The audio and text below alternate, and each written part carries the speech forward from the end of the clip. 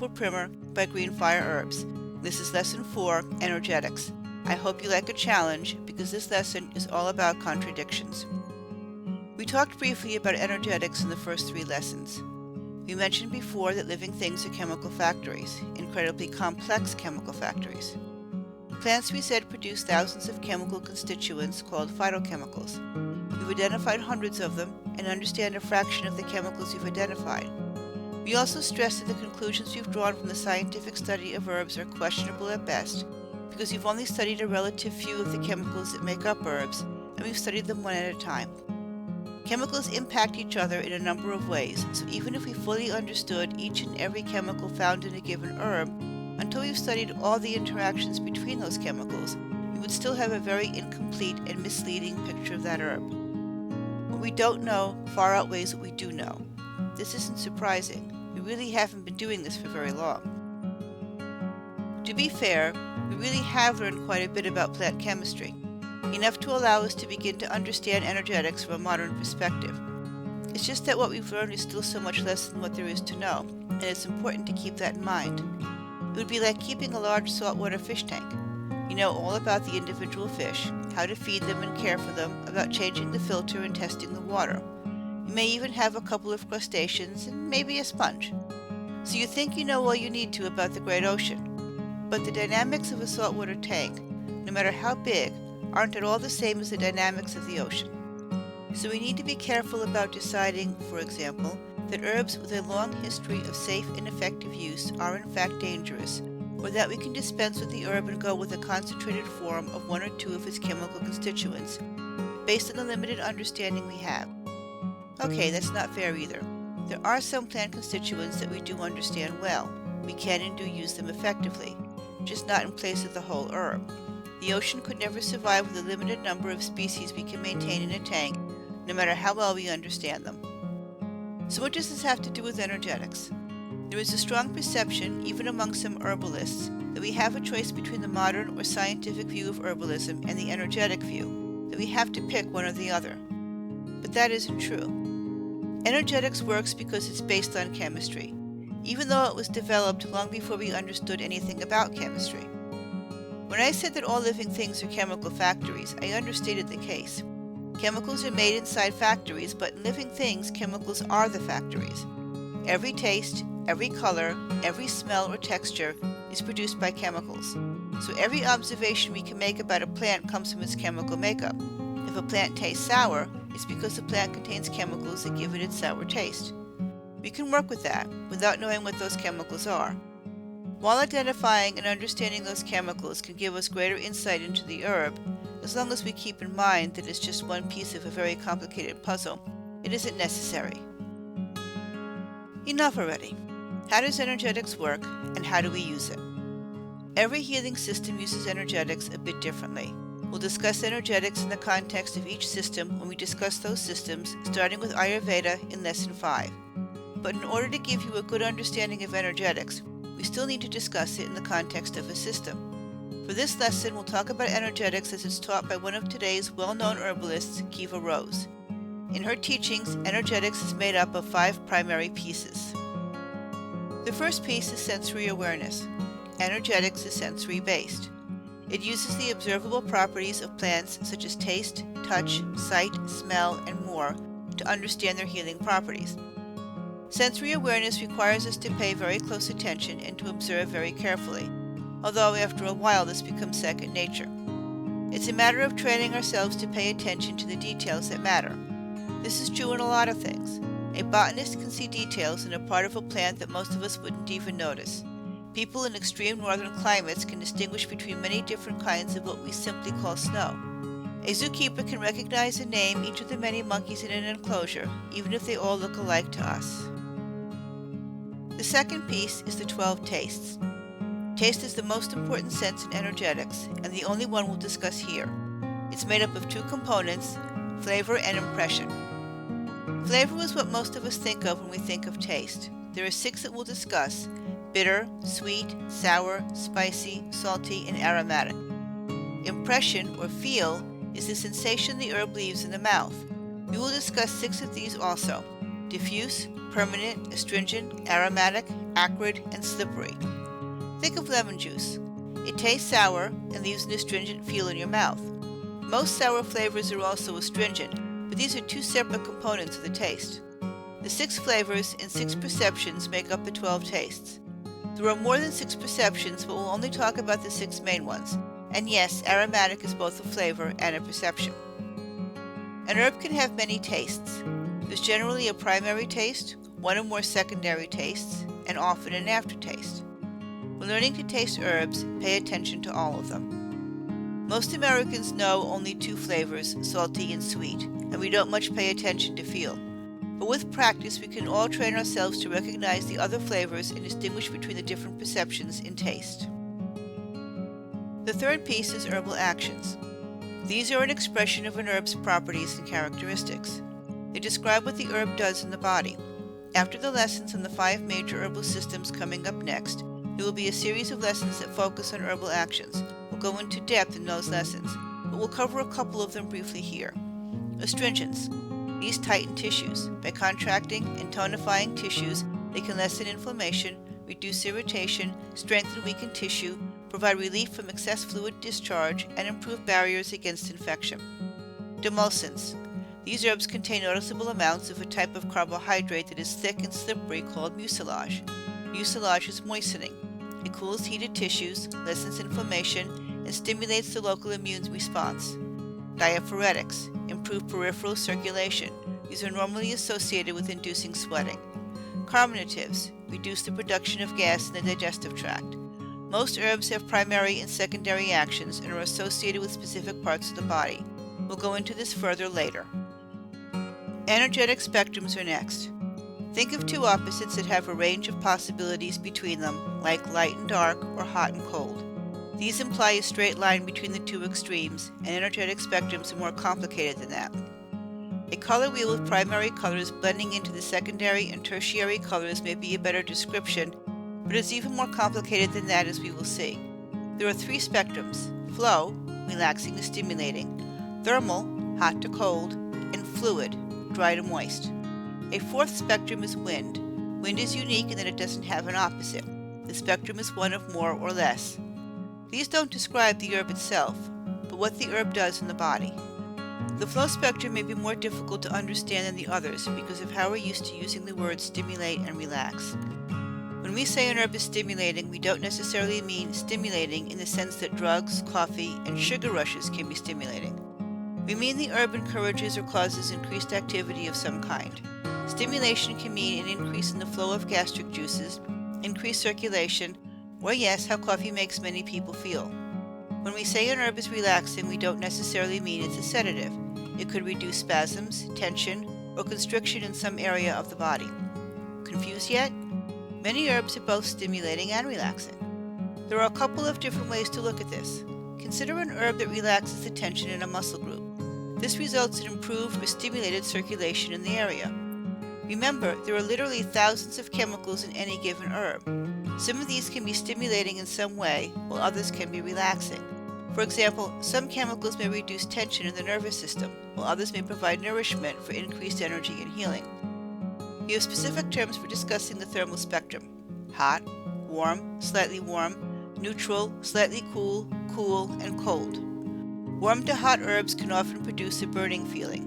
They're typically the herbs you would reach for in the depths of winter, like cloves, ginger, and cinnamon. They can increase or even overstimulate your metabolism, improve chronic, achy conditions associated with stiffness, improve digestion, and increase sweating. Cool to cold herbs can slow metabolism, quell excitement or irritation, reduce fever, and reduce inflammation. Just as with the flow spectrum, many herbs can be warming and cooling at the same time. We probably all remember times when we've had problems with too much or too little fluid in some way. The 2 extremes are easy to recognize. If we're releasing more fluid than we take in, we may have low blood pressure, sunken eyes, or withered skin. If we take in more than we can release, we may feel bloated, look flushed, have high blood pressure, and feel bogged down. It should be no surprise, again, many herbs can be both moistening and drying. Someone can be more windy or less. More wind causes numbness, tingling nerve pain, throat irritation or ticklishness, cramping, spasming, and increased irritation to moving air. When we talked about the energetic spectrums, we said that they apply not to the herbs themselves, but to how the herbs affected the body. Human energetics is the fifth part. Our bodies have normal states and balances that we seek to maintain. We can get too stimulated or relaxed, too hot or too cold, too dry or too moist. So can parts of our bodies. We can have too much fluid in our lungs, or nasal passages, for example.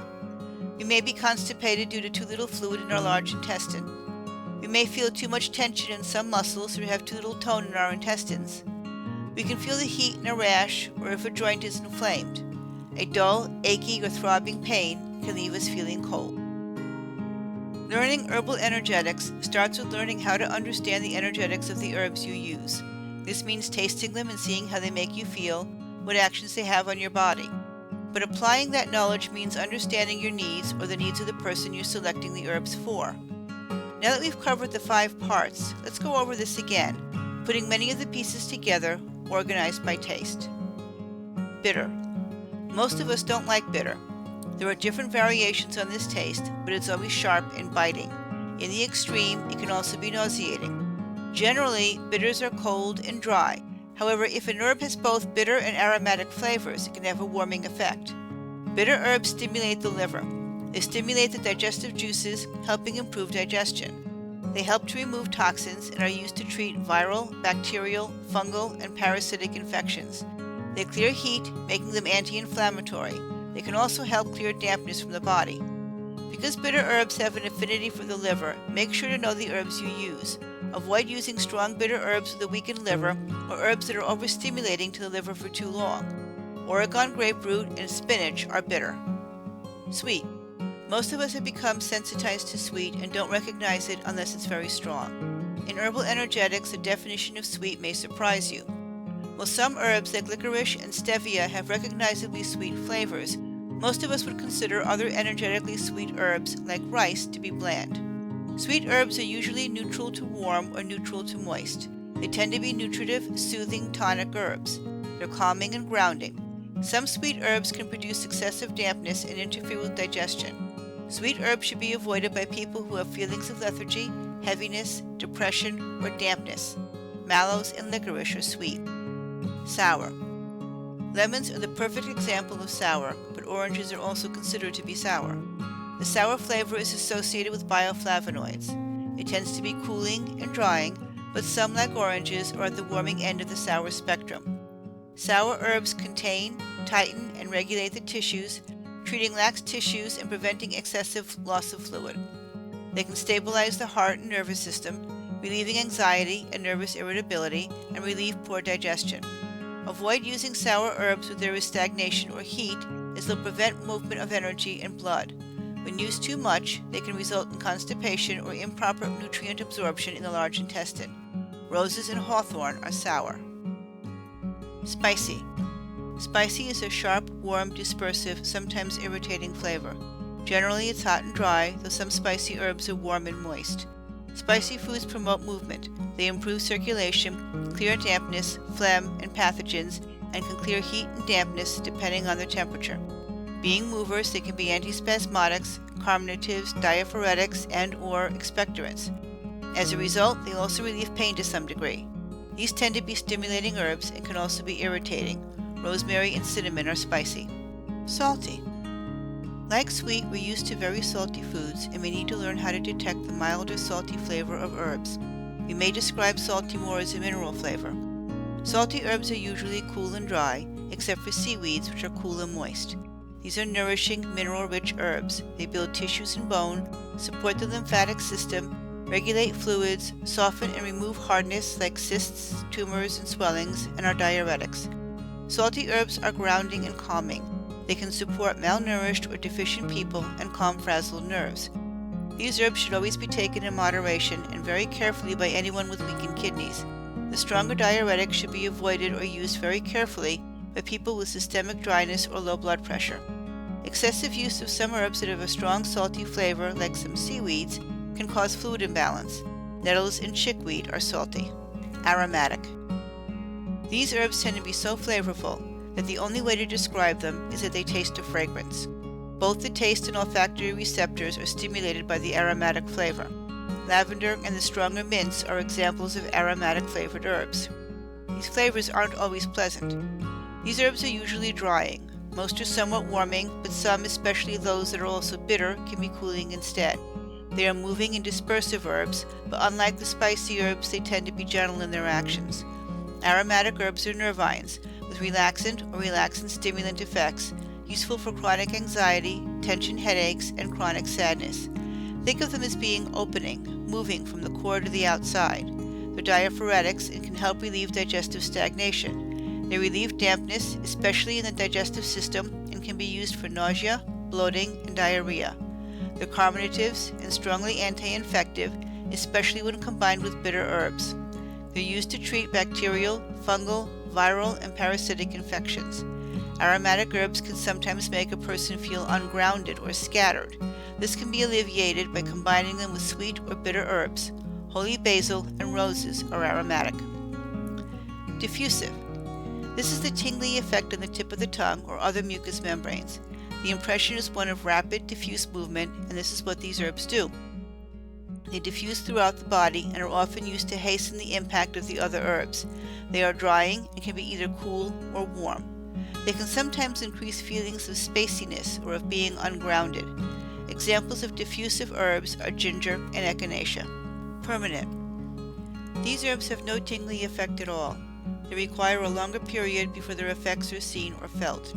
They're more nourishing, they penetrate deeper, and their effects last longer than with most other herbs. While there are purely permanent herbs, most herbs will have both diffusive and permanent impressions. They're generally cool-warm to neutral-moist. Examples of permanent herbs are peach and burdock. Astringent. The impression is of the mouth drying up, producing the famous pucker. They're cool to warm and drying. These herbs are good for holding in fluids and are used to treat excessive fluid loss, for example bleeding or diarrhea. Examples are rose hips and oak bark. Aromatic impression. This is a tingly, long-lasting impression of the smell of natural perfume in the mouth. As with the flavor, it can be pleasant or not. They're cool to warm and drying. These herbs initiate movement, moving fluids, wastes, and energy from the inside out. As a result, they can relieve pain. Examples include bee balm and lavender. Acrid. These herbs produce a choking, burning, scratching sensation at the back of the throat, sometimes even when you just breathe them in. Many people consider acrid and spicy to be the same thing, but for the purposes of understanding what the herb does, the distinction is useful. They're cool to warm and drying. These herbs can sometimes cause an immediate shivering when tasted or smelled. They are generally relaxant and antispasmodic, but not always. They can be toxic in large doses and can damage the central nervous system if taken inappropriately or in excess. Lobelia and kava kava are acrid herbs. Slippery. This impression is pretty self-explanatory. Slippery herbs can also feel gooey or slimy. That may not sound too good, but these herbs are incredibly soothing to dry or irritated tissues. They're cool to warm and moist and restore moisture to the body. Many help stimulate local immune responses, making them good for use in poultices for wounds and various skin conditions. Be careful of using slippery herbs with excess moisture, especially in the digestive system. Mallows and slippery elm bark are examples. The human body is an integrated system. You'll rarely have an imbalance that doesn't cause other imbalances. For example, excess heat rarely occurs by itself. You'll generally get excess heat and excess dryness, or excess heat and excess moisture. You want to pay attention to all three spectrums, plus wind, and select herbs that address the imbalances in the areas of the body that they are found. Herbal energetics goes into great detail when describing the imbalances in the body, or the energetics of the herbs used to treat those imbalances. Different herbal systems will use energetics in different ways, which will seem very confusing at first. What if we had 3 different words for hot, and each word described heat in a different way? One might be in terms of increased temperature only. One might be in terms of energy in the body, say lethargy versus hyperactivity. The third might associate heat with stimulation. It wouldn't be surprising if different herbs were associated with each definition. That's not far from what we do have. Each system describes and identifies energetics in somewhat different ways and in different languages. We don't have 3 words for heat. So we give the same word, heat, to related but different ideas when we translate those ideas into our own language. People and herbs are both very complicated. Herbs can be both drying and moistening, cooling and heating, stimulating and relaxing in their actions on the body. This can be because effects have consequences. An area can be stimulated when a blockage is relaxed. This can also be because herbs can contain chemicals that do different things. Herbal safety issues are very much a factor here. Always be aware of possible interactions with conventional medications. Be careful not to take someone too far in the opposite direction, too hot or too cold, for example. Know the herbs you use. Before trying to use herbal energetics, study it more carefully. A little information can be dangerous, but now you'll know how to research the energetics of specific herbs if you want to or need to. Now you know what people are talking about when they talk about energetics. Whole books could easily be written on it. I couldn't teach you everything about it here, and that's not what a primer is for anyway. What I wanted was to give you an idea of how energetics is used, how effective it can be, and to help you understand what people mean when they talk about it. If you decide to study energetics further, this lesson should give you a good start. In our next lesson, we'll begin talking about the 5 major healing systems of the world and how they use energetics. So please, join us next week for Lesson 5, Ayurveda.